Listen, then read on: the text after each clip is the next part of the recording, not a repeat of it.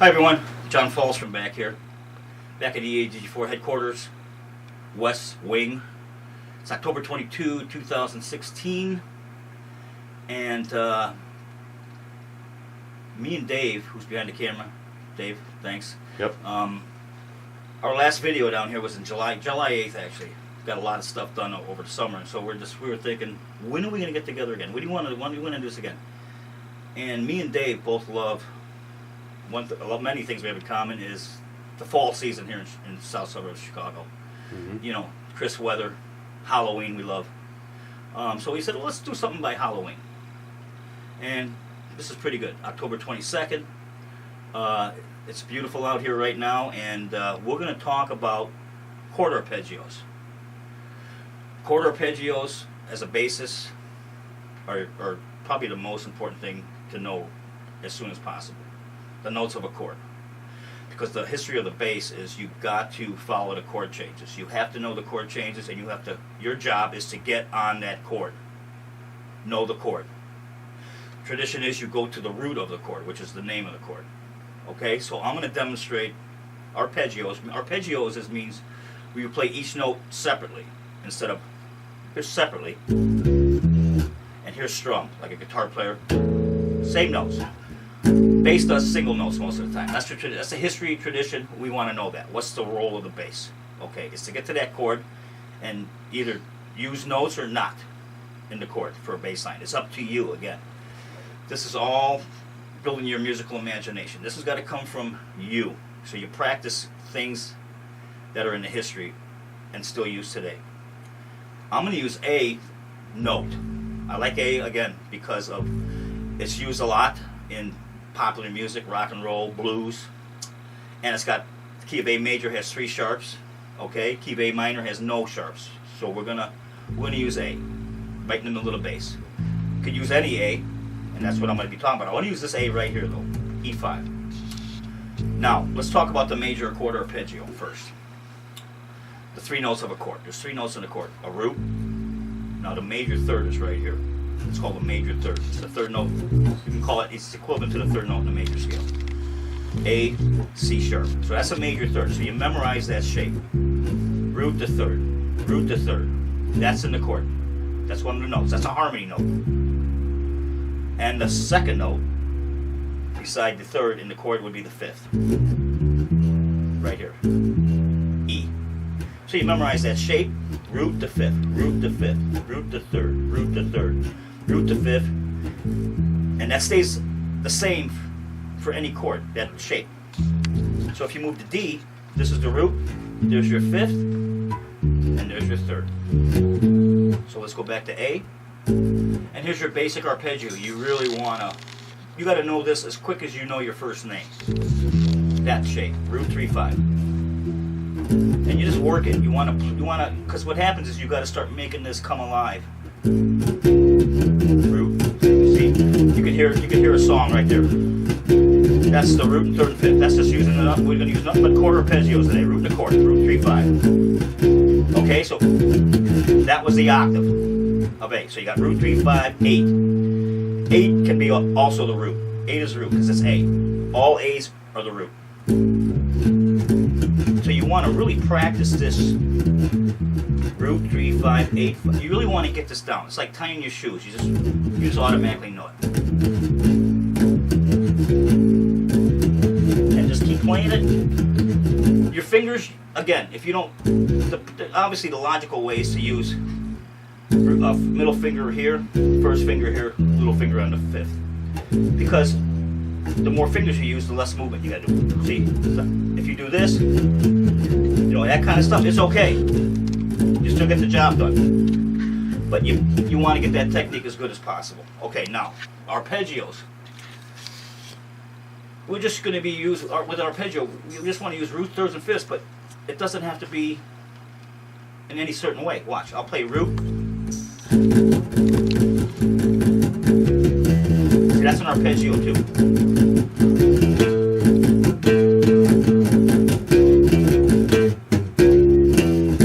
See, that's playing an arpeggio too, but it also sounds like a song.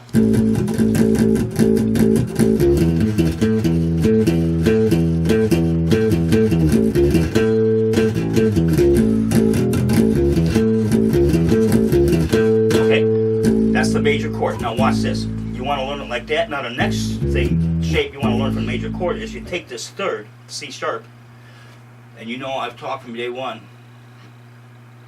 if you don't have your notes memorized, again, like your name, as fast as your name, you're going to have a hard time seeing this. Why not learn the notes you're playing? That's a C sharp. So I know this is a C sharp too. So instead of using this C sharp as a third, I'll just go here.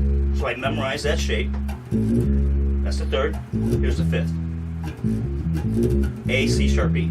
So again, you want to memorize this. See, it's the same.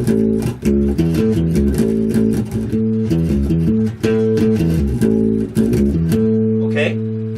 That's just as important as this one. And here's another important one. We're going to take the fifth and move it here.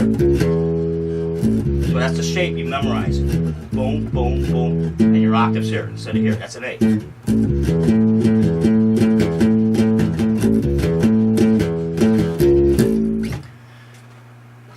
Once you know your notes, every A is your root. Now again, this is all up to you. Where do you want to play your A? I'm going to play that. I just thought, I want this A. What do I want to do next? I don't know. I'm just going to use the root, third, and fifth though. All A's, all C sharps, and E's to make something happen. Here's E right here. Open A. 3 notes. A, C sharp, B. You gotta be a magician with these 3 notes. Like a card shark.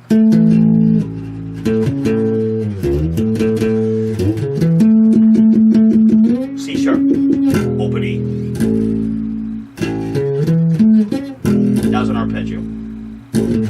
That's an arpeggio. I think you're starting to see what I'm saying. Like here's A right here.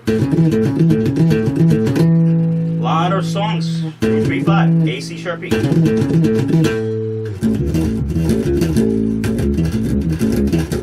Okay? Alright, let's move to minor chords. Here's an A again. Now I like to compare, I've learned so much in theory, basically everything, by comparing, I didn't know how, compare everything to the major chord or the major scale. That's the major chord is used probably about 70%, 75% in all songs, or popular music, blues, rock and roll, country. Major chord is the main chord. Minor's next, so we'll get to that. But I compare everything off the major. So, minor chord. Well, let's see. What is a minor chord? It's an A minor chord. Well, there's one note that's different out of 3. You got the roots the same, the fifth's the same. So A minor is A and E, but the third is flatted a half step. Instead of playing this third, when you flat it, going down 1 fret, that becomes a minor chord. A, C, E. Now you should know that A, C, and E are the 3 notes in A minor. And that's why we call the major third a flat third, because what we're doing is we're taking the major third from the A major chord and we're flattening it to make it minor. So the minor third is referred to as the flat third because of its comparison with the major third.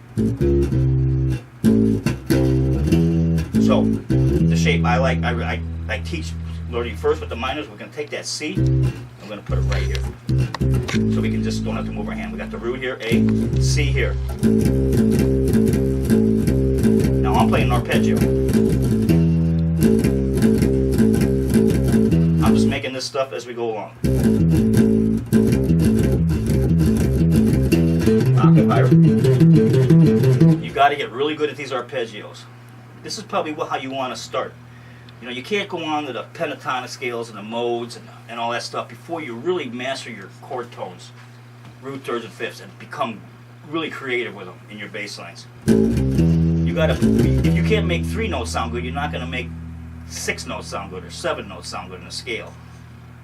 So you work with these chords. This is A minor, A, C, and E. You should know that just by in your head. You should put the dots in your head. First dot's the 3rd fret, second dot's the 5th fret, 3rd dot's the 7th. You got to know that ahead of time. 3rd dot's the 7th fret, 4th dot's the 9th fret. Now the double dots, I've mentioned this before. The double dots, I always wanted to know what the double. Why 2 for 12? What does 2 have to do with 12? Well, I believe, and a student pointed this out to me, that the double dots represents that these notes, like when you read music, when you see 2 dots, you repeat. That's what I believe, that these 2 dots on the 12th fret represent that the notes on up are just repeating these notes, and they do. So the double dots means we're repeating now. This is an E, that's an E. You see, That's an F. That's an F. Okay. Get the dots together. First dot, I call this the first dot. Pass it double. That is a 15th fret, 17th fret, 19th fret. Get those dots down. It makes life a lot easier. You can start envisioning things. All right, minor chord. Now, A, C, and E. Start with the A. We're in root position. So as soon as an A minor chord hits, you got to hit an A. That's called root position, which means you're playing the root note on the first beat of that chord. Whatever you play after that, that's up to you. You're going to use just arpeggios, which is great to do. That's up to you too, how you want to play it. But a root position chord, it comes to A minor. You're going to hit any A you want. Doesn't matter. Get on an A.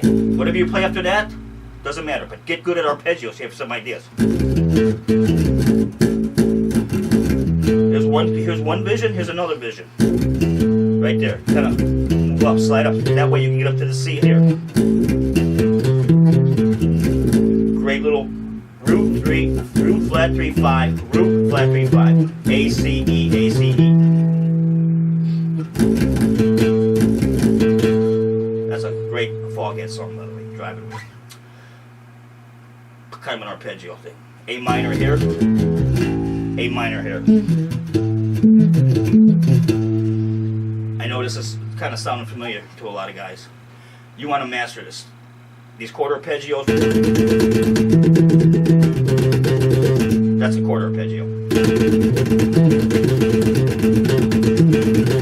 See what I'm saying? That's a chord arpeggio, nothing but. Alright, let's go to the diminished chord. Diminished chord is rarely, not in pop music, blues, it's very rare. But again, we want to know what it is. It's a root, flat 3. Now, you take the 5th, flat it. Right there. Very eerie. Root, flat 3rd, flat 5th. E flat. A, C, E flat. Okay, you want to get good at your diminished. When you see it, boom, you pop it right there. That's probably the best shape you want to use it for. Okay? A, C, E flat, A. You should know that by looking at the fretboard. Move it any way you want. Okay, let's go to an augmented. The last of the 4 basic chords. Major first, use 75% of the time in songs. Minor, another maybe 20%. Diminished, 1%, augmented 1%, say something like that. You see in songs. Augmented is, it's not in any major or natural minor key. It's just kind of like a, it's in the melodic and the harmonic minor. But I'm going to show you what it is. You use it occasionally. It's a root, major 3rd, and a sharp 5th. Here's the shape. Root, major 3rd, sharp 5th. By the way, the 5th is E. You sharpen, now it's an E sharp. If you say that's an F, you're not thinking right. You're wrong. F is the 6th of A from A. So it's got to be E sharp. You got to see that as an E sharp, else you're not going to add this up. You're going to A, C sharp. Sorry, A, C sharp, E sharp. Okay, take it up an octave. Nice sound. All right, that's root position chords. So when a chord appears, your job, traditional as a basis, hit that root first. Whatever you do, use. After that root, you don't have to play anything. You can just play the A. That sounds phenomenal. I love that. If you want to sneak in a little riff, start with some chords. That was minor. Minor or major. Okay, so root position is, bottom line, when you see like any chord, an A, minor, whatever, major, D major, D minor, your job is to hit the root first. Boom, identify that chord. Whatever you do after that, it's up to you. Alright, this session with the root position, we're going to move on to our next video. Let me get my bearings straight for that one. We're going to do first inversion next, okay, of these chords. Same chords, so you know what the heck's going on. Alright, John Falstrom, author of EADG 4. This is all in my book, by the way. A lot of chords in this book, 31 through 90. There's like 31, page 31 through 91 just covers all this stuff. You're looking at 60 pages of our chords right there. Very deep, very heavy. That's why I'm in. Me and Dave came down to the bunker, EADG for headquarters west, because when we get deep, it's deep. October 22nd. We're about 40 minutes south of Chicago's Loop, and I'm going to call now October 22nd, 2016. Probably about 50 minutes south of the mighty Wrigley Field. Go Cubbies. I'm going to clinch tonight. If you know what I mean. I think you do. All right. See you guys soon. Bye-bye.